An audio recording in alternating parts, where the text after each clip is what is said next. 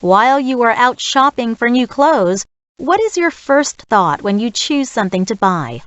Is it the brand name, the style, or the price? For many, money is the main factor when they decide to buy something. People love saving money, but they often do not realize the hidden costs involved in the making of clothes.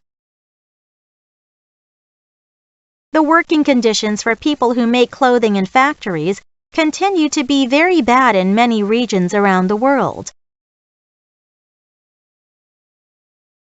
In order for companies to be able to sell clothing cheaply and still make money, they must pay their workers very low wages. Also, the companies do not spend money on improving their workers' often dirty and unsafe environments, which, in turn, usually leads to a marked increase in profits for these companies. Many people are unaware of these poor working conditions as well as the time and effort that factory workers spent making clothes. Therefore, a hypothesis has been put forward. If people were given the chance to learn about how their clothes were manufactured, then most of them wouldn't buy products from companies that violate workers' rights. Based on the hypothesis, an experiment in Germany was aimed at testing this hypothesis by attracting people with cheap t-shirts from a vending machine. After people inserted €2 into the machine, pictures showing on the screen demonstrated the poor working conditions in which the workers made these cheap t-shirts. They then had a choice between either continuing with their purchase or donating the money to a charity that helps poor workers in clothing factories.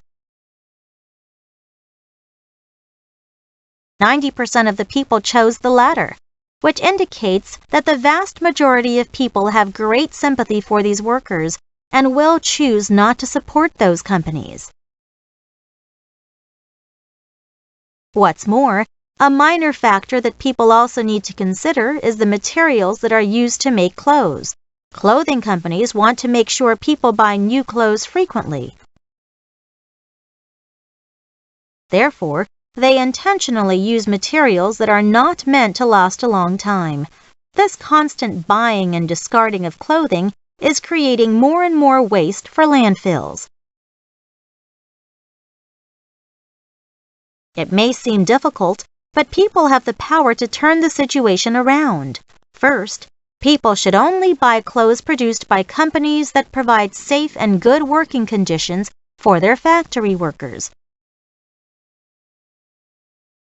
In addition, people should not buy clothing that may only be worn a few times and then thrown away. Thus, clothing companies that refuse to change their manufacturing processes will risk losing business if people choose not to support them.